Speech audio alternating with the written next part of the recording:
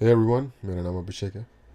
और कुछ दिनों पहले रिलीज़ हो गई आदि पुरुष मूवी, जिसके रिलीज़ होने की खबर पता नहीं कब से सुन रहे थे। इसका एक अजीब सा ट्रेलर भी आया था जिसके बारे में लोग चिढ़ा रहे थे ये बोल के कि इस मूवी का जो मेन है अट्रैक्शन वो सीजीआई है। बट इसका जो सीजीआई है वो सुपर मारियो टाइप की किसी गेम का, पुराने ज़माने की किसी गेम के सीजीआई के क्वालिटी का लग रहा है। और उसमें मैंने एक बहुत ही लंबी रिपोर्ट देखी, रिव्यू देखा उस फिल्म का। अजीत भारती हैं एक जर्नलिस्ट हैं, बट वो मूवीज़ वगैरह के बारे में भी रिव्यू देते रहते हैं कभी कभार। तो उनका मैंने रिव्यू देखा, 1 घंटे से ज़्यादा लंबा रिव्यू था। और जितना घटिया मैंने एक्सपेक्ट किया था उतना ही वो उससे उससे काफ़ी एक्चुअली ज़्यादा घटिया वो मूवी निकली। जितना घटिया मैंने एक्सपेक्ट किया था उससे भी ज़्यादा। और क्योंकि लाइक ऐसी चीज़ थी कि किसी भी एक्सपेक्टेड था कि कोई खास इम्प्रेसिव ये मूवी नहीं होने वाली, जितने जो इसके ट्रेलर को देख के पता चल रहा था कि आप कितना ही क्या इसको इम्प्रूव कर लोगे। या तो आप सिरे से ही स्क्रैच करके नया नया बनाओ कुछ। फॉर एग्जांपल, प्रभास का कैरेक्टर एज राम बिल्कुल भी जिसे कहते हैं एक्साइट नहीं कर रहा, या इवन सूट भी नहीं कर रहा। तो मेरा कोई विचार नहीं था इसके बारे में कोई बात करने का। लेकिन फिर मैंने एक रीसेंट न्यूज़ देखी कि जो लोग भी इस मूवी के बारे में बात कर रहे हैं या कह रहे हैं कि मूवी अच्छी नहीं है, ये वो उनको यूट्यूब पे स्ट्राइक दे रहे हैं। इवन दो जस्ट वो अगर मूवी का कोई पिक्चर या मूवी का कोई स्टिल स्टिल यूज़ कर लेते हैं किसी स्पेसिफिक चीज़ के बारे में बात करने के लिए। तो जैसे जो कंपनी वाले हैं, मैं नाम नहीं लेना चाहता बट उसका नाम टी से स्टार्ट होता है। वो स्ट्राइक मार रहे हैं क्रिएटर्स पे यूट्यूब पे, जस्ट बिकॉज उन्होंने एक पिक्चर यूज़ की उस मूवी की, जो कि फेयर यूजेज के हिसाब से totally with in the bound of law है। कोई कॉपीराइट उसमें वायलेट नहीं होता। फेयर यूजेज लॉ कहता ही है कि अगर आप किसी चीज़ पे कमेंट्री दे रहे हो तो आप उसको यूज़ कर सकते हो, ये बात बताने के लिए कि एग्जैक्टली आप क्या बात कर रहे हो। तो ये बोथ अगेंस्ट लॉ है, जस्ट बिकॉज वो एक बड़ी कॉरपोरेशन है तो वो यूज़ कर रही है अपनी पावर इंडिविजुअल्स के अगेंस्ट। और ये दबाता है फ्री स्पीच को भी, एक डिस्कशन को भी। अगर किसी का ओपिनियन है तो वो दे दे सकता है, इस बात की आज़ादी को भी ये दबाता है। तो मैंने सोचा कि फिर कुछ बात मैं भी कर ही लेता हूँ, जबकि मैंने मूवी नहीं देखी टू बी ऑनेस्ट। पर 1 घंटे का रिव्यू देख के ये पता चल गया कि मूवी में क्या क्या गंद मचाया गया, और जो वो गंद मचाया गया है उसकी जस्टिफिकेशन भी क्या दी गई है। तो एक जस्टिफिकेशन ये जो मैं बातें कर रहा हूँ, ये मैंने ज़्यादातर अजीत भारती जी के वीडियो में देखा था जो उन्होंने इस पर रिव्यू बनाया।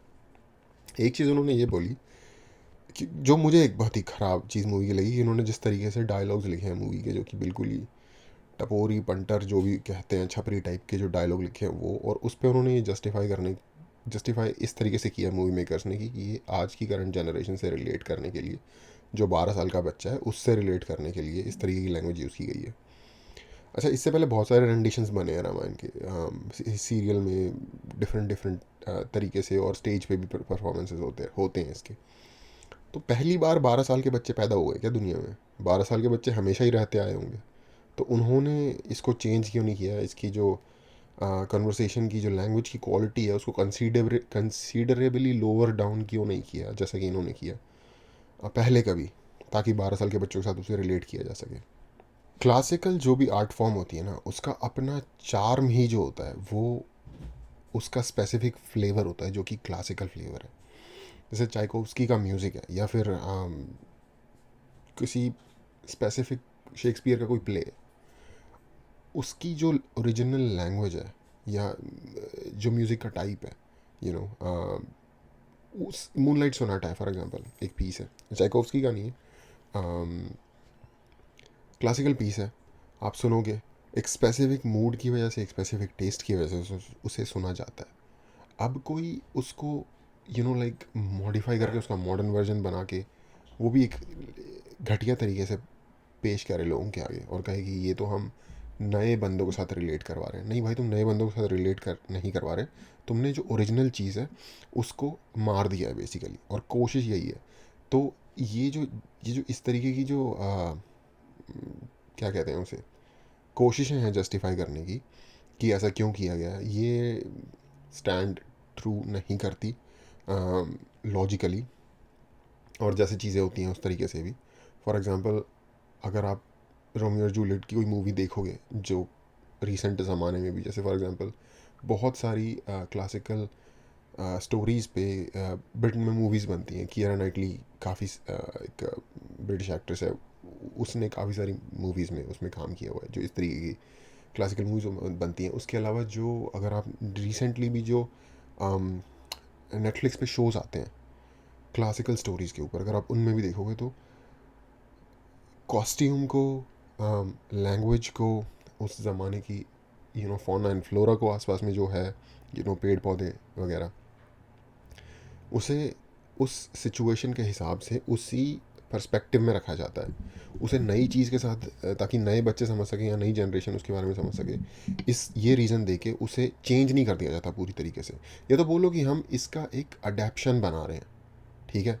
नामों को मैंने सुना है उन्होंने कि चेंज कर दिया, कि हर बंदे का, जैसे राम या सीता या लक्ष्मण जिनका नाम है, उनको नामों को उन्होंने चेंज करके दूसरे दूसरे काइंड ऑफ सिनोनिमल सिनोनिम नेम दे दिया है। तो मेरे हिसाब से इसके मुझे पर्सनली दो रीज़न नज़र आते हैं। एक रीज़न नज़र आता है कि जो इसको बना रहे थे उनकी पर्सनल लेवल में जो महत्वाकांक्षा कह सकते हैं, वो इतनी बड़ी थी कि हम इसको नए सिरे से लिख देंगे और फिर हम अमर हो जाएंगे क्योंकि हम इसे ऐसे लिख देंगे। और आई थिंक कहीं ना कहीं अजीत भारती ने भी इस यही उनका भी यही सोचना था। तो एक वजह ये हो सकती है। दूसरी वजह ये भी हो सकती है कि बेलिटल करो, यू you जो कि मुझे पर्सनली लगता है कि शायद किसी ना किसी, क्योंकि देखो जब ये प्रोजेक्ट बनता है तो एक बंदा पूरा सारे डिसीजन नहीं ले रहा होता, बहुत सारे लोगों की इनपुट होती है इस तरीके के प्रोजेक्ट्स में। तो आई डोंट नो कि कुछ ऐसे लोग थे जिनकी कुछ ऐसी इनपुट्स थी, जिनका कुछ ऐसा था कि भाई ट्रिवियलाइज करो इन चीज़ों को, जो कि बहुत बड़ी संख्या में देश के लोगों के लिए एक बहुत ही आस्था से रिलेटेड, एक हाई ग्राउंड पे स्टैंड करने वाली चीज़ है रामायण बेसिकली।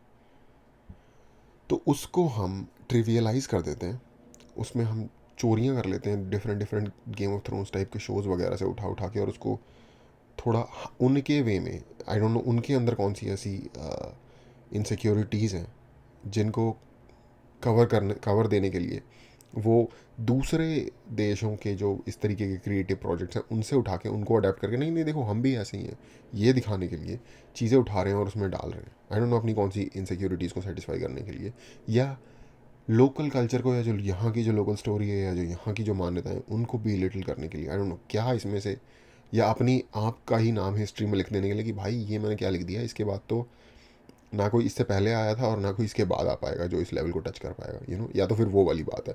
और अगर वो वाली बात होगी ना तो सबसे सबसे जैसे कहते हैं अच्छा ऑप्शन इन तीनों में से वही हो सकता है, क्योंकि बाकी दो ऑप्शन बहुत सिनिस्टर है। तो आई डोंट नो, मैं बात नहीं करना चाहता, बट जब मैंने सुना कि बहुत सारे क्रिएटर्स पे ये कॉपीराइट स्ट्राइक डाल रहे हैं जस्ट बिकॉज लोग इस मूवी को क्रिटिसाइज़ कर रहे हैं, और एक कोई स्टिल भी यूज़ कर लेते हैं तो उनको स्ट्राइक दे देते हैं ताकि क्रिटिसिज्म को रोका जा सके, तो भाई फिर ये सब फिर क्रिटिसाइज़ करना ही ऐसे वक्त में ज़रूरी हो जाता है।